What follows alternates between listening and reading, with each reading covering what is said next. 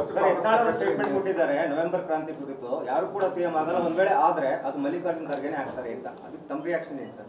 ನಿಮ್ಮ ಪಕ್ಷದಲ್ಲಿ ಇದ್ದಂಥವ್ರು ಹಿರಿಯರು ಕೂಡ ಇವತ್ತು ಗುಂಡ್ಲುಪೇಟೆ ಒಂದು ದೊಡ್ಡ ಹೋರಾಟವನ್ನು ನಾವು ಮಾಡ್ತಾ ಇದ್ದೀರಿ. ನಾನು ಕೂಡ ಒಂದು 2-3 ಕಿಲೋಮೀಟ್ರು ಪಾದಯಾತ್ರೆ ಮಾಡ್ತಾ ಇದ್ದೀರಿ. ರೈತರ ಪರವಾಗಿ ನಮ್ಮ ಹೋರಾಟ ನಿರಂತರವಾಗಿ ನಡಿಬೇಕು. ರೈತ ಅಂತೇಳಿದ್ರೆ ಬಿ ಜೆ ಪಿ ಅಂದರೆ ರೈತ, ಇದು ನಮ್ಮ ಘೋಷಣೆಯೊಂದಿಗೆ ಇವತ್ತು ನಾನು ಗುಂಡ್ಲುಪೇಟೆಗೆ ಬಂದಿದ್ದೀನಿ.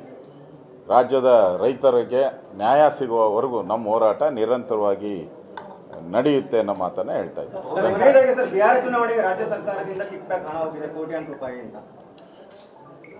ಈಗಾಗಲೇ ಪಾಪ ಅವ್ರಿಗಿರೋದು ಒಂದೇ ರಾಜ್ಯ ದೇಶದಲ್ಲಿ, ಹಿಮಾಚಲ್ ಪ್ರದೇಶ. ಅವ್ರು ಪಾಪರಾಗಿ ದೇವಸ್ಥಾನದ ಉಂಡಿಗೆಲ್ಲ ಕನ್ನ ಹಾಕ್ತಾವ್ರೆ.